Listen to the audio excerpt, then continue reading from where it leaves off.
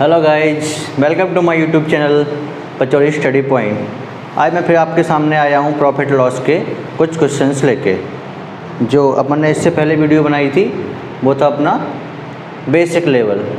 अपन थोड़ा सा आगे बढ़ रहे हैं एडवांस लेवल की तरफ, तो कुछ क्वेश्चंस लेके आया हूँ, वो डिस्कस करते हैं।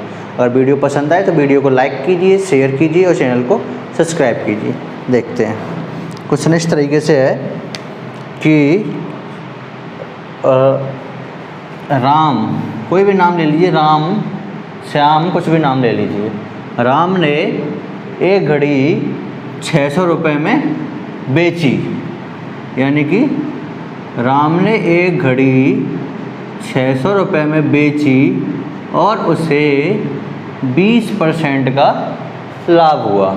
ठीक है, 600 रुपये में बेच दी, ये हो गया विक्रय मूल्य और लाभ हो गया उसको 20%। अब वो पूछ ये रहा है, बेच दी उसने घड़ी 600 रुपये में, लाभ कमा लिए 20%, खुश नहीं हुआ। बोला अरे यार और लाभ मिल जाता तो सही रहता। बोला कितना लाभ चाहिए बता दे, मैं दिला देता हूँ। तो बोला कि 60% चाहिए था लाभ। नहीं ठीक है, 60% दिला देते हैं। प्रॉफिट चाहिए उसको 60%। तब उसकी सेलिंग प्राइस क्या होगी, यानी कि वो कितने रुपए में वो बेचता वो घड़ी। राम ने एक घड़ी 600 रुपये में बेची और उसे 20% का लाभ हुआ। वह 60% लाभ कमाने के लिए उस घड़ी को कितने रुपए में बेचता, ये पूछ रहा है। आ गया वो, उसका दिमाग ख़राब हो गया। बोला अरे यार 20% में बेच दिया और महंगी बेच जाती सही रहता। मैं बोला ठीक है। बोला 60% में अगर मैं बेचता तो कितना होता, मैं अभी बता देते हैं कितना होता। तो उसकी सेलिंग प्राइस है वो है 600 रुपये और प्रॉफिट हुआ है वो कितना हुआ है 20%, यानी कि सेलिंग प्राइस कॉस्ट प्राइस का कितना है, सेलिंग प्राइस कॉस्ट प्राइस का है 120%। सेलिंग प्राइस कॉस्ट प्राइस का 120% है, यानी कि 600 रुपये है। क्योंकि 20% का लाभ हुआ है, कॉस्ट प्राइस अपने आप में 100% होता है, 20% का इसको प्रॉफिट हुआ। जैसा कि मैंने पिछले वाले वीडियो में बताया है। अगर समझ में नहीं आ रहा है तो जाके पिछला वाला वीडियो देखिए, बेसिक्स वाला। तो उसका टोटल कितना हो गया 120%, यानी कि सेलिंग प्राइस क्या है 120% और 120% यानी कि 600। और अपन को चाहिए कितना 60, यानी कि अपन को चाहिए 160%। अपन ने 120% की वैल्यू पता है, 120% की वैल्यू पता है 600 है। निकालना कितना है 160% का, 160% निकालना है। तो वही है 600 है वो 120% के बराबर है, 600 है वो 120% के बराबर है। तो 160% का क्या होगा, कुछ है इसमें करने को, कैलकुलेशन बचा है बस। 0 से 0 गया, 12 से जाएगा 5 टाइम और ये जाएगा, ये चला गया 12 से 5 टाइम, इसका इससे मल्टीप्लाई हो जाएगा। ये है 160, तो 16 5 जा 80, 16 5 जा 80, यानी कि 800 रुपये। तो भैया राम अगर तू 800 रुपये में इस घड़ी को बेचता ये, तो इसको कितना प्रॉफिट होता 60%, यानी कि 60% प्रॉफिट हो। लेकिन वो 600 रुपये में बेच दिया, 20% कमा लिया, ठीक है प्रॉफिट तो हुआ। एक क्वेश्चन और देखते हैं। इस बार उसको प्रॉफिट हो गया, अब उसको कराना है क्या, लॉस कराना है। उसको कराना है लॉस। तो क्वेश्चन इस तरीके से है कि राम ने, एक मिनट इसको मिटा दूँ फिर बताता हूँ।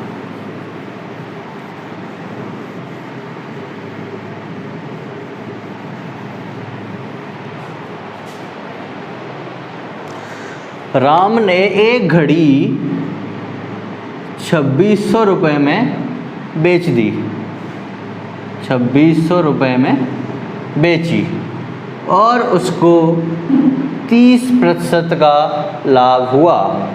राम ने एक घड़ी 2600 रुपये में बेच दी और उसको 30% का लाभ हुआ। तो राम खुश था, लेकिन अकेले बैठा हुआ था, उसके दिमाग में आया कि अच्छा अगर मैं इस पर अगर मेरे को लॉस हो जाता, मान लो मैं घड़ी बेचता और मुझे लॉस हो जाता 20% का, तो मैं कितने रुपए में बेचता? वो चेक कर रहा है इसका मैथ सही है कि नहीं। एक लड़का बैठा हुआ है, बोला इसका देखता हूँ इसका मैथ सही है कि नहीं। तो वो क्या करता है, वो पूछता है देख मैंने एक घड़ी है 26 रुपये में बेच दी, वो 30% का प्रॉफिट हो गया। अगर मैं इसको 20% लॉस में बेचता तो बताओ मैं कितने रुपए का बेचता इसको। यानी कि राम ने एक घड़ी 26 रुपये में बेची और उसको 30% का लाभ हुआ। वह उस घड़ी को कितने रुपए में बेचता कि उसको 20% की हानि होती? ये क्वेश्चन है और पूछ रहा है वो सेलिंग प्राइस क्या होती अगर लॉस है उसका वो है 20%। तो वही है सीधा सीधा, ये 130% के बराबर हो गया। 100% होता है कॉस्ट प्राइस और कॉस्ट प्राइस का 30% का प्रॉफिट हुआ है, यानी कि सेलिंग प्राइस है वो कॉस्ट प्राइस का कितना है? 130% है। तो 130% कितना है? 2600 रुपये में बेच रहा है, यानी कॉस्ट प्राइस का 130% में 30% प्रॉफिट कमा रहा है, इसलिए 130%।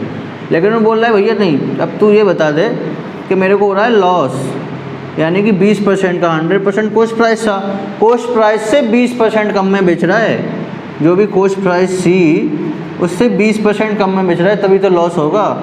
तो यानी कि वो कितने में बेच रहा है? 80% में बेच रहा है। बोला 130% तो तुझे पता है, मेरा 80% भी बता देंगे, क्यों दुखी हो रहा है? तो 130% पता है, 80% बताना है। बोला ये काट देते हैं इसको, ये 2 बार चला गया तो ये आंसर आ गया, ये गया 20 टाइम 8 2 16, यानी कि 1600 रुपये। अब बेटा तो 1600 रुपये में बेचता ना उसको, तो देखो 20% का घाटा हो जाता तुझे। तो 2600 को बेच दिया, फ़ायदे में रहा। तो बोला हाँ यार कैलकुलेशन सही है बंदे की, लगता है बैंक की तैयारी कर रहा है। एक क्वेश्चन और देखते हैं।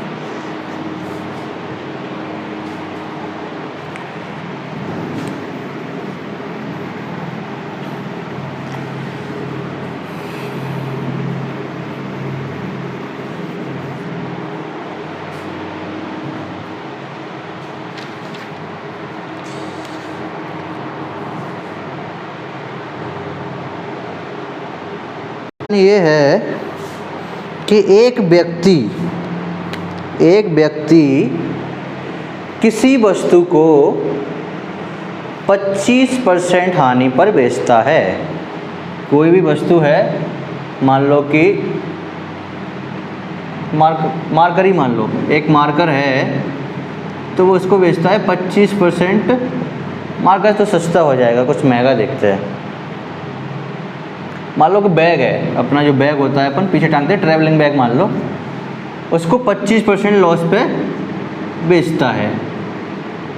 25% लॉस पे बेचता है, ठीक है। उसने बेच दिया, बेच के आ गया वो, अब बैठा हुआ था आके, क्या हो गया इतना दुखी होके क्यों बैठा है? तो बोला कि यार लॉस हो गया। क्यों हो गया? बोला यार कि खरीदी थी मैंने, उससे 25% कम में बेच दी, तो 25% का लॉस हो गया मुझे। तो मैं बोला करना क्या था? बोला यार मुझे चाहिए था सर प्रॉफिट। मैं कितना चाहिए था? बोला 10% चाहिए था। मैंने कहा अच्छा, तो उसको प्रॉफिट चाहिए था 10% प्रॉफिट चाहिए था। मैं बोला देखो 10% प्रॉफिट कब होता मुझे बता तो दे, कॉस्ट प्राइस क्या थी, कितने में खरीदी तूने, कितने रुपये में बेच के आया है, परसेंटेज में क्या बता रहा है? बोला नहीं ये तो तुम बताओगे। बोला मैं क्यों बताऊँगा, टीचर हो तुम बताओगे क्यों नहीं? मैं ठीक है बता देंगे। बोला कि चलो ठीक है बताओ। 25% लॉस पे बेच के आया हूँ। अगर मैं उस वस्तु को 70 रुपये अधिक में बेचता, कितने में? 70 रुपये अधिक में बेचता, यानी कि जितने रुपये में बेच के आया था उससे 70 रुपये और ज़्यादा में बेचता, तो मुझे 10% का लाभ हो जाता। अब बताओ कि वह वस्तु की कॉस्ट प्राइस क्या थी, वो वस्तु मैंने कितने रुपए में ख़रीदी थी? कि अच्छा अभी बता देते हैं। तो यहाँ पे क्या दिया है, पहले वो बेच के कितने में आया है? 25% में, यानी कि 25% लॉस पे बेच के आया, यानी कि वो कॉस्ट प्राइस का कितना आया है? 75% पे बेचे आया है। जो भी अपनी कॉस्ट प्राइस थी उसका क्रय मूल्य था, उससे 25% कम में बेच आया, यानी कि वो 75 में बेच आया। मैंने बोला कितना चाहिए इसको, बोला उसको मुझे चाहिए 10% प्रॉफिट, क्योंकि 10% प्रॉफिट चाहिए तो इसका मतलब तुझे 110% पे बेचनी थी वो, यानी कि जो भी 100% तो 10% अधिक में बेचनी थी। इतना करने के लिए उसको कितने रुपए ऐड करने पड़ते, उसको ऐड करने पड़ते 70 रुपये, 70 रुपये। और इनका डिफरेंस कितना हो रहा है, 75 और 110 का डिफरेंस कितना हो रहा है, 110 और 75 का डिफरेंस कितना हो रहा है। तो यहाँ से माइनस करने की ज़रूरत नहीं है, इन दोनों को ही आपस में प्लस कर दो, क्योंकि पहले ये 25 जाएगा, 75 प्लस 25 तो 100% हो गया, प्लस 10 110 हो गया, यानी सीधा सीधा इन्हीं को ऐड कर दो। ज़्यादा फालतू उलझने की जरूरत नहीं है, ज़्यादा सोचने की ज़रूरत नहीं है। या तो इन दोनों को आपस में माइनस कर लो या फिर इन दोनों को आपस में प्लस कर लो। 25 प्लस 10 हो गया 35, यानी कि 35%, यानी कि गैप कितना आ रहा है 35%, और रुपए कितने आ रहा है 70, यानी कि जो 35% है वो कितने के बराबर है, 70 के बराबर है। वो पूछ रहा है कॉस्ट प्राइस क्या होगी, कॉस्ट प्राइस तो 100% होती है, अपन को पता है 35 की वैल्यू 70 है, अपन को 100% निकालना है, 2 से डिवाइड चला जाएगा, यानी कि 200 रुपये। उसकी कॉस्ट प्राइस 200 रुपये थी, वो 25% लॉस में चला गया, यानी कितने रुपए का बेच के आ गया था वो, 150 रुपये में, 150 रुपये में बेच के आ गया था वो।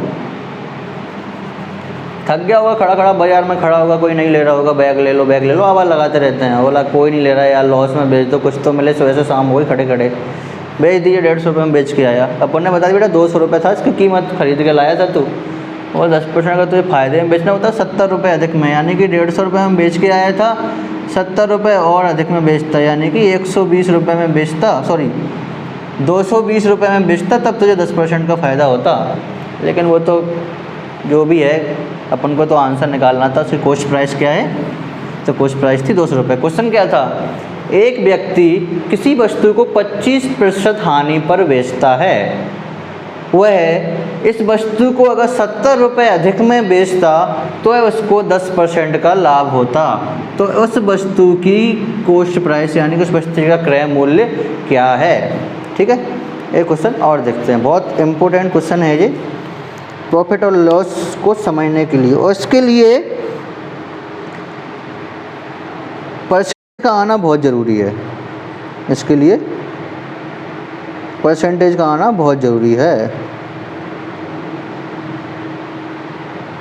अब एक क्वेश्चन और है, बहुत अच्छा क्वेश्चन है, एग्ज़ाम के पर्पज़ से भी अच्छा है और प्रॉफिट लॉस टॉपिक को और मजबूत करने के पर्पज़ से भी अच्छा है।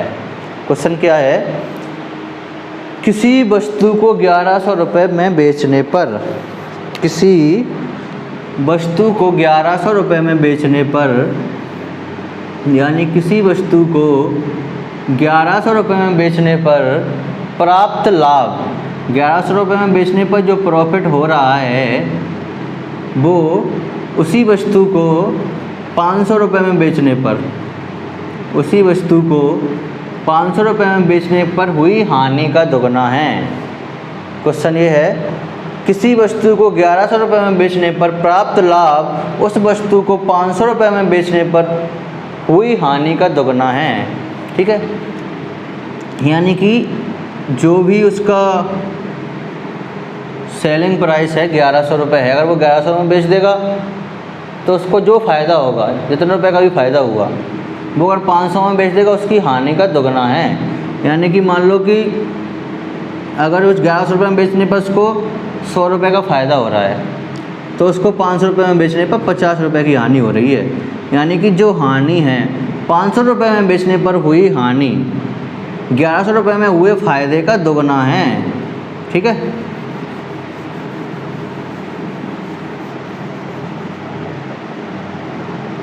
एक बार क्वेश्चन में पढ़ के बता देता हूँ। किसी वस्तु को 1100 रुपये में बेचने पर प्राप्त लाभ उस वस्तु को 500 रुपये में बेचने पर हुई हानि का दोगुना है। 500 रुपये में बेचने पर जो हानि हो रही है उसका डबल है प्रॉफिट, और उसको 1100 में बेचेगा तो इसका क्या है, इसके करने के 2 तरीके हैं। एक अपना जो मेथड है यूजुअल, और दूसरा एक शॉर्ट ट्रिक है। मैं दोनों बताता हूँ। तो सेलिंग प्राइस की 2 दे रखी है उसने, 1100 और 500। 1100 में बेच देगा तो जो प्रॉफिट होगा उसमें, 500 में बेचेगा तो लॉस होगा। तो जो प्रॉफिट है वो ज़्यादा है। कितना है? दुगना है। इस लॉस का दुगना है प्रॉफिट। यानी कि अगर लॉस 100 रुपये हो रहा है तो प्रॉफिट 200 रुपये हो रहा है। देखते हैं क्या है कहानी। इसका जो मेथड है वो है कि मान लो कि जो कॉस्ट प्राइस है, क्रय मूल्य है, वो x है, x रुपये है। रुपये लिखो ना लिखो, अपन कंपटीशन की तैयारी कर रहे हैं तो कोई ज़रूरत नहीं है यहाँ भी। तो कॉस्ट प्राइस है वो x मान लिया अपन ने, ठीक है। अब कॉस्ट प्राइस है x, तो पहले सेलिंग प्राइस क्या है? 1100। तो इसमें हो रहा है 1100 रुपये में हो रहा है प्रॉफिट। यानी कि सेलिंग प्राइस है ये, इसमें से कॉस्ट प्राइस घटा देंगे तो प्रॉफिट निकल आएगा। मैंने प्रॉफिट का फॉर्मूला बताया था ना, selling price minus cost price. तो जो भी सेलिंग प्राइस है उसमें से कॉस्ट प्राइस घटा देंगे तो क्या निकल आएगा? अपना प्रॉफिट, ठीक है। और अब हो रहा है लॉस। अब लॉस के लिए क्या करना है? जो भी अपनी कॉस्ट प्राइस है, जो अपनी कॉस्ट प्राइस है, उसमें से अगर अपन लॉस को घटा दो, सेलिंग प्राइस को घटा दें। एक सेलिंग प्राइस ही है, अगर लॉस हुआ है तो लॉस का फॉर्मूला क्या होता है? Cost price minus selling price. और प्रॉफिट होता है तो selling price minus cost price. जो निकल आता है प्रॉफिट और ये निकल आता है अपना लॉस, ठीक है। तो क्या बोल रहा है वो क्वेश्चन? क्या कह रहा है कि 1100 रुपये में बेचने पर प्राप्त लाभ 500 रुपये में बेचने पर हुई हानि का कितना है? दुगना। यानी कि इसको दुगना कर देंगे तो ये दोनों कितना हो जाएंगे? ये हानि निकल के आ जाएगी। अपनी कॉस्ट प्राइस में से अपन सेलिंग प्राइस घटाने तो हानि निकल के आ जाएगी, लॉस निकल के आ जाएगा। इस लॉस को अगर दुगना कर देना तो ये प्रॉफिट के बराबर हो जाएगा। वही बोल रहा है वो। तो क्या है? 1100 minus x equal to 2x minus ये हो गया 1000। एक्स इधर जाएगा प्लस का हो जाएगा, ये हो जाएगा 3x, और ये माइनस के इधर आएंगे तो ये हो जाएंगे 1100 ये और 1000 ये, तो होगा 2100, ठीक है। ऐड कर लेना, कुछ नहीं है। 1100 और 1000 सीधा सीधा 11 और 10 21 हो गया। 2 जीरो है तो 2 जीरो लगा दी। अब काट दो इसको, 3 से जाएगा 7 टाइम तो x इक्वल टू 700। तो कॉस्ट प्राइस क्या निकल के आ गई उसकी? 700 रुपये निकल के आ गई। ये था अपना यूजुअल मेथड था, जो इसको सही तरीका है। लेकिन एग्ज़ाम में इतना अगर नहीं करना है और इस तरीके का क्वेश्चन कोई भी आ जाए, दुगुना है, तिगना है, 4 गुना है, बराबर है, जो कुछ भी आ जाए, उसको सॉल्व करने का तरीका कुछ नहीं है। जो भी दोनों वैल्यू दी हों, ध्यान से सुनना, जो भी दोनों वैल्यू दी हों, तो जो छोटी वाली वैल्यू है, लाइट गड़बड़ कर रही है, तो जो भी छोटी वाली, एक मिनट,